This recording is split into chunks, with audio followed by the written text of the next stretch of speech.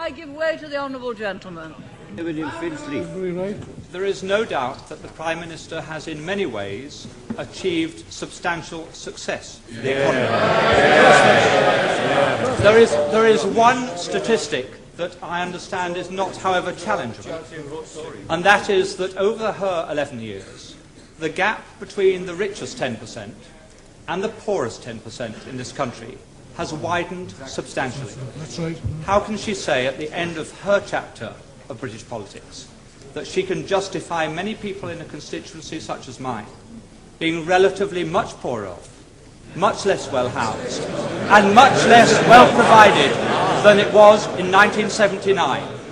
Surely she accepts that is not a record that she or any Prime Minister can be proud of. Mr. Speaker, all levels of income are better off than they were in 1979. But what the honourable member is saying is that he would rather the poor were poorer, provided the rich were less rich. That way you will never create the wealth for better social services as we have. And what a policy! Yes, he would rather have the poor poorer, provided the rich were less rich. That is the Liberal policy. Yes, it came out. He didn't intend it to, but he did. I give way to the honourable gentleman. I'm extremely grateful. The Prime Minister is aware that I detest every single one of her domestic policies and have never hid that.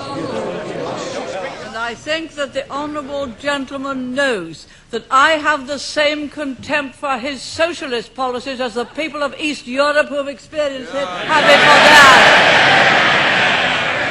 I think I must have hit the right nail on the head when I pointed out that the logic of those policies are they'd rather have the poor poorer. Once they start to talk about the gap, they'd rather the gap was that.